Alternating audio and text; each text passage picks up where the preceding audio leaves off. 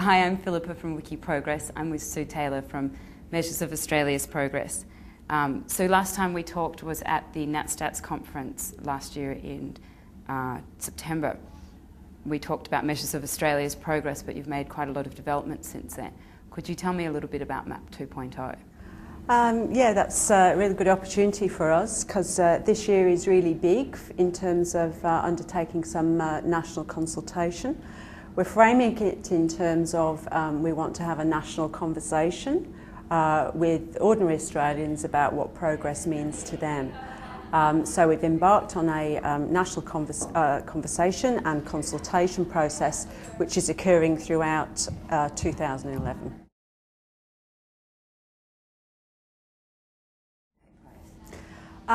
Well, we're being guided by an expert reference group. That's fairly standard practice for the ABS to call in the experts to get advice. We've done a round of consultation at our state and territory offices. You may know that ABS has an office in each state and territory. And so we've been relying on our state and territory networks from local government and state government to bring in people who want to contribute to the national conversation. So we completed that. The next phase we're at the moment is looking at topic advisory panels, and this is where we bring some other prominent players in to help us to identify what the goals and aspirations are for Australians in terms of the economy, in terms of the society, environment and governance. We're just about to complete that first round this week, so it's been a big few weeks for us. In addition, to try and go broader to the Australian community, we've launched our social media campaign over the last week, so we're just 2 days into that. And how we've approached that is we've set up a blog, so that's a fairly new thing for us to be doing. And how we hope to engender public interest in that is that we've got some contributions from fairly prominent Australians.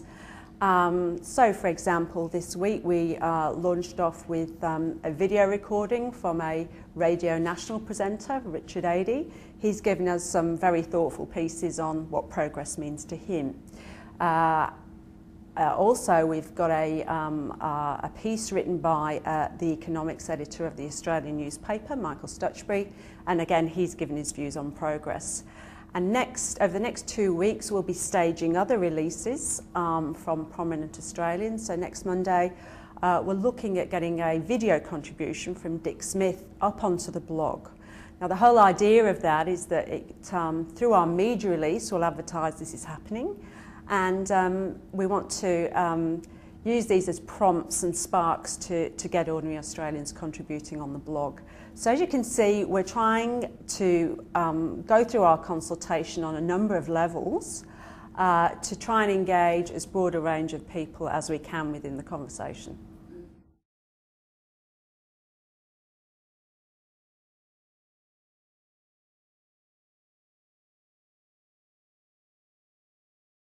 Well, we've been measuring progress for an awful long time. Officially since 2002, but in reality probably since the beginning of colonial settlement. And probably in early colonial times, the issues that would have been of interest was the population growing, how many people lived here, or how many sheep we were breeding and exporting, that kind of thing. So we've been measuring progress for a long time. It's just that what progress means to people has changed over time. So our first attempt at this, and a successful one too, was in 2002, but we're now nearly a decade on from when that initial consultation took place. We're also aware that lots of things have been happening in the international space, particularly in Europe, with the Stiglitz report, the Beyond GDP report, and in light of that and the fact that we're a decade out from our initial consultation, we thought it now was a really good opportunity for us to find out from Australians, are we measuring in terms of progress what they care about?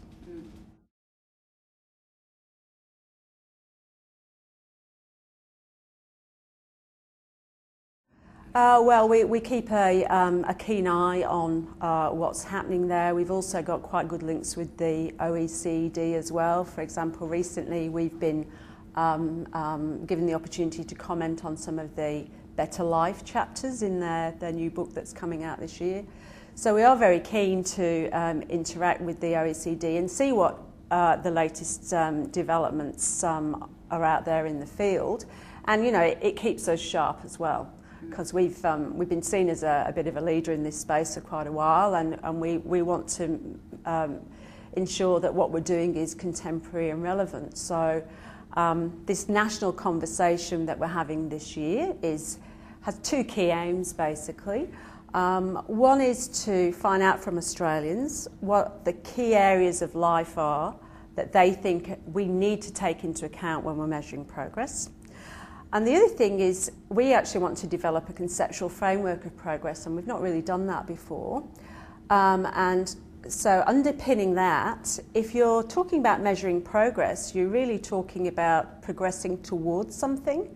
So this is the whole idea of getting Australians to tell us about their goals and aspirations. So we can say what their aspirations are, say for health. Where would they like to see us heading for health? Where would they like to see us heading for education? That kind of thing. So those are quite ambitious things for us to be doing.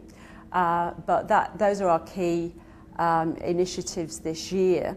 Once we've done that, of course, that will enable us to refresh MAP. So our next big iteration of MAP, which will be in 2013, will incorporate our learnings from this consultation process. Prior to that, though, we'll probably write a report on our consultation this year and hopefully develop our conceptual framework as well.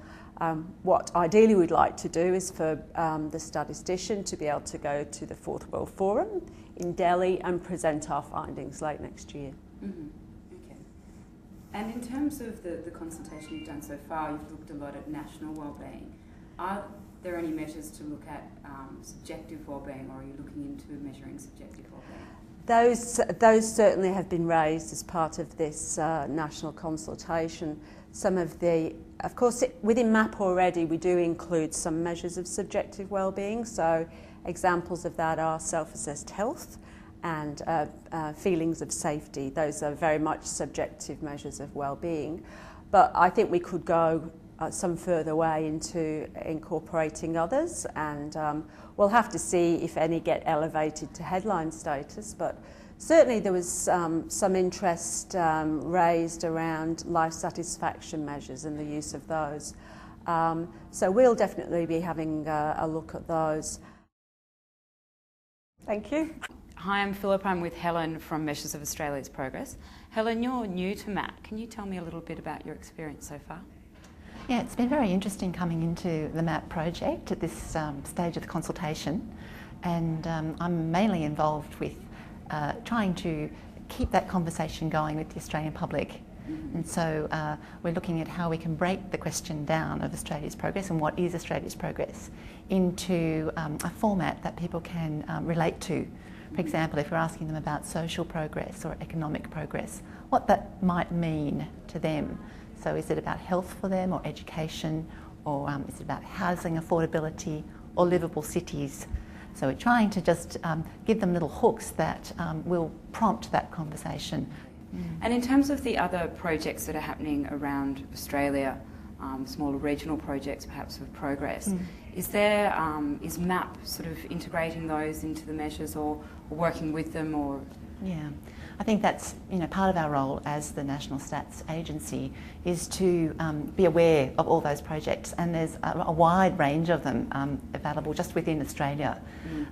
For example, the Tasmanian government has done a lot of work on Tasmania Together, but there are a lot at community and local government areas as well. Hi, I'm Philippa from Wikiprogress with Michael from Measures of Australia's Progress. So how has Measures of Australia's Progress progressed since 2002? Every 2 years there's a reviewed a publication that comes out, but every year there's the headline indicators, which are what we call the traffic light display, which is our main, I guess, way we communicate if Australia is progressing or not. That gets reviewed every year. All the measures that plug into that get reviewed every year, and so that's been happening since 2002. But the whole purpose of the MAP 2.0 is to see if our aspirations that we set back when MAP started initially in 2002, if they're different, if they're the same, if we're missing anything. So that's the whole idea of the consultation process. And in terms of not so much MAP 2.0, but MAP has got these sort of headline indicators, and the information is very digestible and bite-sized for anyone. How important is that when you're considering measures of Australia's progress, sort of output and publication? Yeah, well, that's a fantastic question, because the whole, I think, premise behind MAP is the fact that it is digestible. I'm not sure if you're familiar with other ABS publications, but we do need to go a long way to actually making engagement with statistics a more prominent thing at the ABS, I would argue. And I think MAP's gone a long way in actually doing that and trying to come to people that don't necessarily have the statistical background that we all do, and actually allowing them a platform to kind of think about big problems and big issues that face our society at large. So it's a really good step that I think MAP has taken, and I say that only a week into the program. But so there we go. Okay, thanks so much for that, Michael. Thanks. Cheers. Hi, I'm Philippa from Wikiprogress. I'm with Madeline from Measures of Australia's Progress. Madeline, what's your role on Measures of Australia's Progress? I'm working on helping coordinate the topic advisory panels. They're the experts who've come together to help inform us on what progress is in society and what they view as progress. So I've really enjoyed sitting in on those meetings and listening to these experts' opinions on what we should be working towards. It's been quite interesting seeing how they engage with each other depending on their backgrounds and their sort of credentials, and what they agree on and what they disagree on. So we've got 4 topic advisory panels: the social, economic, governance and environmental. And what does progress mean to you? To me, progress is about improving the community. I see religious tolerance as a really important aspect to progress, in the form of learning about other religions in society. So whether you practice a religion or whether you're an atheist or whether you were brought up religious or not, learning about other religions sort of can help create tolerance and engagement in community. So you can do that informally, whether it's through the school curriculum or through community sort of activities. And as an Australian with that point of view, how would you be able to interact with Measures of Australia's Progress to make sure that's heard in your sort of understanding of what you would like progress to mean? We've got a public consultation through the blog, so if people want to participate and voice their opinions, they can do so on the ABS website through the Measures of Australia's Progress blog. Okay, thanks so much, Madeline. Good to talk to you.